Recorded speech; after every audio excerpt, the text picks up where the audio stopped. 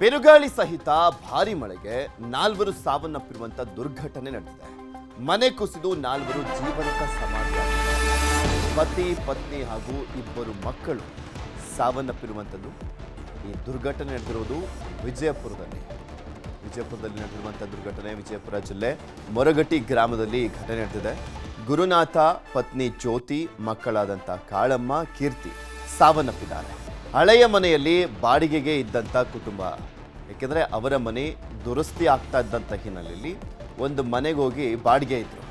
ತಮ್ಮ ಮನೆಯ ದುರಸ್ತಿ ಕಾರಣ ಬಾಡಿಗೆ ಮನೆಯಲ್ಲಿದ್ದರು. ಅದು ಹಳೆ ಮನೆ ಆಗಿತ್ತು, ಬಾಡಿಗೆ ಮನೆ.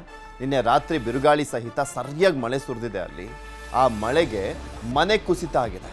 ಮನೆ ಕುಸಿದಂಥ ಸಂದರ್ಭದಲ್ಲಿ ನಾಲ್ವರು ಮಲ್ಕೊಂಡಿದ್ರಲ್ಲ, ಜೀವಂತ ಸಮಾಧಿಯಾಗಿದ್ದಾರೆ. ಒಂದೇ ಕುಟುಂಬದ ನಾಲ್ವರು ಜೀವಂತ ಸಮಾಧಿಯಾಗಿರೋದು.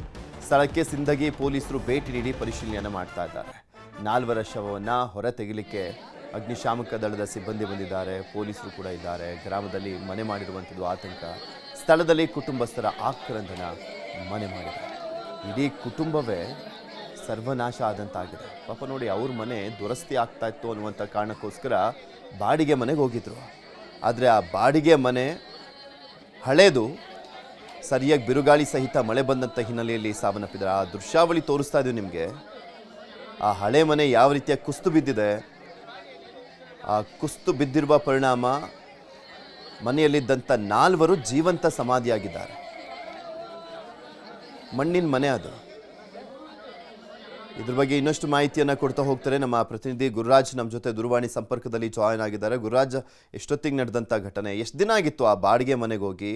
ಯಾರೆಲ್ಲ ಇದ್ರು ಮನೇಲಿ? ಬರೀ 4 ಜನನ? ಇನ್ನೂ ಯಾರಾದರೂ ಇದ್ರ? ಏನು ಅಪ್ಡೇಟ್ ಸಿಗ್ತಾ ಇದೆ ಇದ್ರ ಬಗ್ಗೆ? ಪೃಥ್ವಿರಾಜ್ ಇರೋದ್ರೆ ಇವತ್ತು ಬೆಳಗಿನ ಜಾವ ಈ ಒಂದು ಘಟನೆ ನಡೆದಿರೋದು ವಿಜಯಪುರ ಜಿಲ್ಲೆಯ ಆಲ್ಮೇಲ್ ತಾಲೂಕಿನ ಮೊರಟಗಿ ಗ್ರಾಮ ಅಂತಿದೆ. ಅಲ್ಲಿ ಈ ಬಡಗೇರ್ ಅನ್ನೋ ಫ್ಯಾಮಿಲಿ ವಾಸವಾಗಿತ್ತು. ಆದ್ರೆ ಅವರು ಮನೆಯನ್ನ ಕಟ್ತಾ ಇದ್ರು. ಹಾಗಾಗಿ ಅಲ್ಲೇ ಪಕ್ಕದಲ್ಲಿರುವಂತಹ ಒಂದು ಬಾಡಿಗೆ ಮನೆಯಲ್ಲಿ ವಾಸವಾಗಿದ್ರು. ಆ ಮನೆ ಬಹಳಷ್ಟು ಹಳೆಯದಾಗಿದ್ದ ಕಾರಣ ಮತ್ತೆ ನಿನ್ನೆ ಸಂಜೆಯಿಂದ ವಿಜಯಪುರ ಜಿಲ್ಲೆಯಲ್ಲಿ ತುಂತುರು ಮಳೆ ಮತ್ತೆ ಬಿರುಗಾಳಿ ಬೀಸ್ತಿರೋ ಕಾರಣ ಎಫೆಕ್ಟ್ ಆಗಿ ಒಂದು ಘಟನೆ ನಡೆದಿರೋದು. ಒಟ್ಟು 4 ಜನ ಈಗ ಸ್ಥಳದಲ್ಲೇ ಸಾವನ್ನಪ್ಪಿದ್ದಾರೆ. ತಂದೆ, ತಾಯಿ ಮತ್ತೆ ಇಬ್ರು ಮಕ್ಕಳು, ಒಟ್ಟು 4 ಜನ ಸಾವನ್ನಪ್ಪಿರೋದು. ಗುರುನಾಥ್ ಬಡಗೇರ್ ಅಂತ ಹೇಳಿ ಮತ್ತೆ ಅವರ ಪತ್ನಿ ಜ್ಯೋತಿ ಅವರು ಮತ್ತೆ ಕಾಳಮ್ಮ ಮತ್ತೆ ಕೀರ್ತಿ ಅಂತ ಹೇಳ್ಬಿಟ್ಟು 4 ಜನ ಸಾವನ್ನಪ್ಪಿರೋದು. ಈಗ ಅಗ್ನಿಶಾಮಕ ದಳ ಸಿಬ್ಬಂದಿ ಬಾಡಿಯನ್ನ ತೆಗೆಯುವಂತ ಕಾರ್ಯಾಚರಣೆಯನ್ನು ಮಾಡ್ತಾ ಇದ್ದಾರೆ.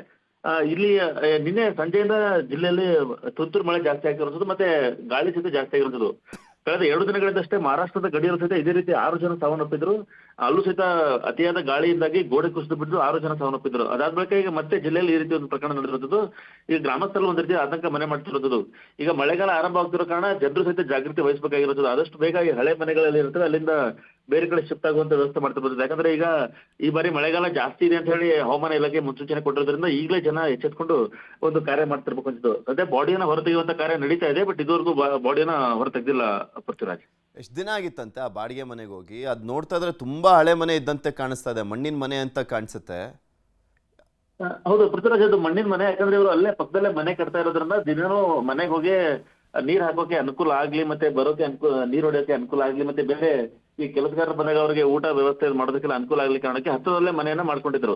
ಈ ಸಾಮಾನ್ಯವಾಗಿ ಹಳ್ಳಿಯಲ್ಲಿ ಅಂದ್ರೆ ಯಾರು ಮನೆಯಲ್ಲಿ ಇಲ್ಲ ಅಂದ್ರೆ ಅದನ್ನ ಬಿಟ್ಟೋಗ್ಬಿಟ್ಟಿರ್ತಾರೆ. ಅಂತ ಮನೆಯನ್ನ ಬಾಡಿಗೆಯವರು ಇಟ್ಕೊಂಡಿದ್ರು. ಬಾಡಿಗೆ ಅನ್ನೋದಕ್ಕಿಂತ ಹತ್ರ ಆಗುತ್ತೆ, ಮನೆ ಕನ್ವೀನೆಂಟ್ ಆಗುತ್ತೆ ಅನ್ಕೊಂಡಿದ್ರು. ಆದ್ರೆ ಅದು ಮಣ್ಣಿನ ಮನೆ ಇರೋದ್ರ ಕಾರಣದಿಂದಾಗಿ ಅದು ಕುಸಿತ ಬಿದ್ದಿರ್ತದ್ದು. ಸಾಮಾನ್ಯವಾಗಿ ಏನಂದ್ರೆ ಮಳೆಗಾಲಕ್ಕೆ ಆರಂಭಕ್ಕೆ ಮುನ್ನನೇ ಈ ಮಣ್ಣಿನ ಮನೆಗಳನ್ನ ರಿಪೇರಿ ಮಾಡುವಂಥದ್ದು ವಾಡಿಕೆ ಇರುತ್ತೆ. ಆದ್ರೆ ಇದೊಂದು ಮಳೆಗಾಲ ಆರಂಭವಾಗಿಲ್ಲ ಅನ್ನೋ ಕಾರಣಕ್ಕೆ ಹಾಗೆ ಇರುತ್ತದೆ. ಮತ್ತೆ ಇನ್ನೊಂದು ಕೆಲವು ದಿನಗಳಲ್ಲಿ ಅವರು ಮನೆಯನ್ನ ಶಿಫ್ಟ್ ಆಗಿ ಅಂದ್ರೆ ಹೊಸ ಮನೆಯನ್ನ ಕಟ್ಟಿದ ಬಳಿಕ ಶಿಫ್ಟ್ ಆಗ್ಬೇಕಂತ ವ್ಯವಸ್ಥೆಯನ್ನು ಮಾಡ್ಕೊಂಡಿದ್ರು. ಆದ್ರೆ ದುರಾದೃಷ್ಟವಶ ಈ ಒಂದು ಘಟನೆ ನಡೆದಿದೆ. ಯಾವುದೋ ಅಕ್ಕಪಕ್ಕ ಅಟ್ಯಾಚ್ಡ್ ಮನೆಗಳು ಕೂಡ ಇದ್ದಂತಿದೆ. ಇದೊಂದು ಮನೆಗೆ ಮಾತ್ರ ಹಾನಿ ಆಗಿದ್ದ?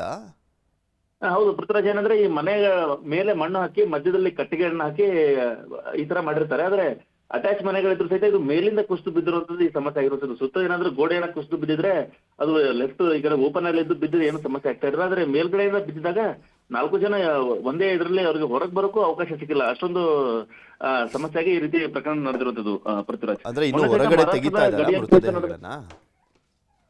ಪೃಥ್ವಿರಾಜ್, ಇನ್ನು ಮೃತದೇಹ ತೆಗೆಯೋಕೆ ಇನ್ನೂ 2-3 ಗಂಟೆ ಸಮಯ ಬೇಕಾಗುತ್ತೆ. ಯಾಕಂದ್ರೆ ಅದು ಬಿಜಾಪುರದ ಗಡಿಯಲ್ಲಿ ಇರೋ ಕಾರಣದಿಂದಾಗಿ ಹೋಗ್ತಾ ಇದೆ. ಇನ್ನೂ ಅಧಿಕಾರಿಗಳು ಪೂರ್ಣ ಪ್ರಮಾಣದ ರೀಚ್ ಆಗ್ಬೇಕು. ಮತ್ತೆ ಈಗ ಕಾರ್ಯಾಚರಣೆ ನಡೀತಾ ಇದೆ. ಮತ್ತೆ ಇನ್ನೂ ಹೆಚ್ಚಿನ ಸಿಬ್ಬಂದಿಗಳು ಬಂದು ಕಾರ್ಯಾಚರಣೆ ಮಾಡೋದ್ರಿಂದಾಗಿ ಸುಮಾರು ಇನ್ನೂ 2 ಗಂಟೆಗಳ ಕಾಲಾವಧಿ ಆದ್ರೂ ಬೇಕಾಗುತ್ತೆ ಬಾಡಿಗಳನ್ನ ತೆಗೆಯೋದಕ್ಕೆ.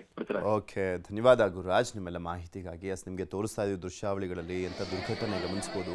ಈ ಮಣ್ಣಿನ ಮನೆಗಳು, ಸ್ಪೆಷಲಿ ಹಳೆ ಕಾಲದ ಮನೆಗಳು ಎಲ್ಲ ಮಣ್ಣಿನ ಮನೆಗಳನ್ನೇ ಕಟ್ಕೊಂಡಿರ್ತಾರೆ ತುಂಬ ಜನ. ತುಂಬ ಎಚ್ಚರಿಕೆಯಿಂದ ಇರಿ. ಯಾಕೆಂದರೆ ಈ ಜೋರಾಗಿ ಮಳೆ ಬಂದಂಥ ಸಂದರ್ಭದಲ್ಲಿ ಕುಸಿದು ಹೋಗ್ತಾ ಇದ್ದಾವೆ, ಎಷ್ಟೋ ಪ್ರಕರಣ ತೋರಿಸ್ತಾ ಇರ್ತೀವಿ. ಅಟ್ಲೀಸ್ಟ್ ಈಗಲೂ